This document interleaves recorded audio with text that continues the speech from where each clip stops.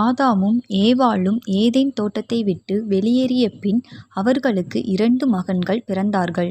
முதலாவது காயின், இரண்டாவது ஆபேல். காயின் நிலத்தை பயிரிடுகிற விவசாயி, ஆபேல் ஆடுகளை மேய்க்கும் மேய்ப்பன். ஒரு நாள் இருவரும் தேவனுக்கு பலி செலுத்தினர். ஆபேல் தன் ஆடுகளில் முதல் பிறப்பையும் சிறந்தவற்றையும் கொண்டு வந்தான்.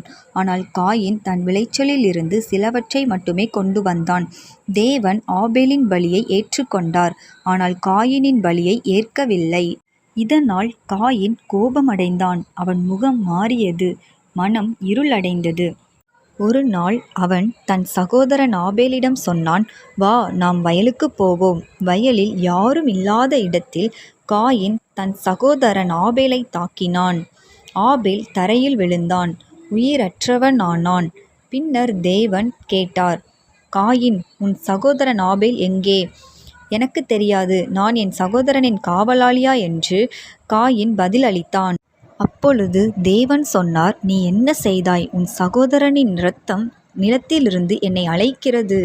தேவன் காயினுக்கு ஒரு அடையாளம் வைத்தார். அவன் கொல்லப்படாதபடி பாதுகாத்தார். பின் காயின் தேவனின் முன்னிலையிலிருந்து விலகி நோத் தேசத்தில் வாழ்ந்து வந்தான்.